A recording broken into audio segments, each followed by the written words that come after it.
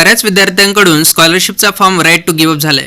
मग त्यांनी काय करायचं, तर सगळ्यात पहिले त्यांनी ग्रीव्हन्स अँड सजेशनमध्ये यायचं आहे. ग्रीव्हन्स आणि सजेशनमध्ये आता या विद्यार्थ्यांनी खूप सारे ग्रीव्हन्स टाकलेले आहेत आणि आपण एकावर क्लिक करूयात. आता इथे पहा की आपण जर राईट टू गिव्ह अप केलं असेल तर काय करायचं, आपल्याला इकडे यायचं आहे, कुठे ग्रीव्हन्स आणि सजेशनमध्ये यायचं आहे आणि तिथे जाऊन आपले डिपार्टमेंट निवडून आपल्या त्या गोष्टी निवडून आपल्याला इथे मेन्शन करायचं आहे की मला ही जी स्कॉलरशिप आहे ती पाहिजे आहे, माझ्याकडून चुकून राईट टू गिव्ह अप झालेला आहे, तर त्याबद्दलचं आपल्याला इथे एक मायना लिहायचं आहे. त्यात एक स्क्रीनशॉट देखील टाकायचा आहे की अशा पद्धतीने माझ्याकडून चुकून झालेलं आहे. माझ्या वडिलांचा व्यवसाय हा आहे आणि त्यानुसार मला ही स्कॉलरशिप हवी आहे, पण हे चुकून झालेलं आहे.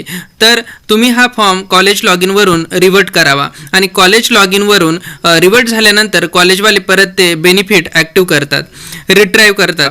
तर हे जे सोल्युशन आहे ते कशासाठी, जेव्हा आपण ग्रीव्हन्स करतो तेव्हा इथे पहा त्यांनी सांगितलं आहे एक तिकीट रेज केलं होतं. त्या तिकीटच्या सोल्युशनमध्ये महा आय टीवाले जे वेबसाईट चालवतात त्यांनी काय सांगितलं आहे, here applicant Maha IT is a system implementer and has not right to take decision on behalf of the department. The requirement of addition of right to give up functionality was received from the IT department and accordingly it was implemented. Considering the request received from various institutes and applicants to revert their applicants which were opt out from the system due to the selection of right to give up functionality, Maha IT initiated communication to the IT department and expected guidance from them.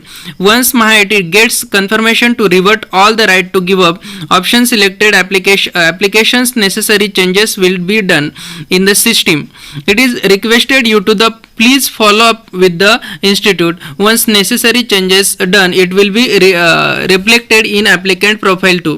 तर यांचा सांगण्याचा उद्देश असा आहे की आम्हा Maha I T वाल्यांकडे ही फंक्शनॅलिटी अवेलेबल नाही की आम्ही तुमचा फॉर्म परत पाठवू शकत नाही. आम्ही हे वरच्या डिपार्टमेंटला पाठवलेले आहे, त्यांच्याकडून सोल्युशन आल्यानंतर ते तुम्हाला कळवले जाईल. अशा प्रकारचा मजकूर इथे लिहिलेला दिसतोय. मग आता आपण जेव्हा ग्रीव्हन्स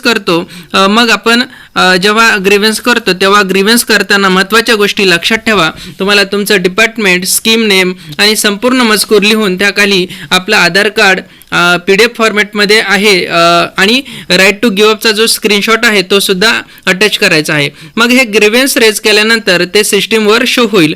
ते काय करतील, ते ॲप्लिकेशन रिव्हर्ट करतील.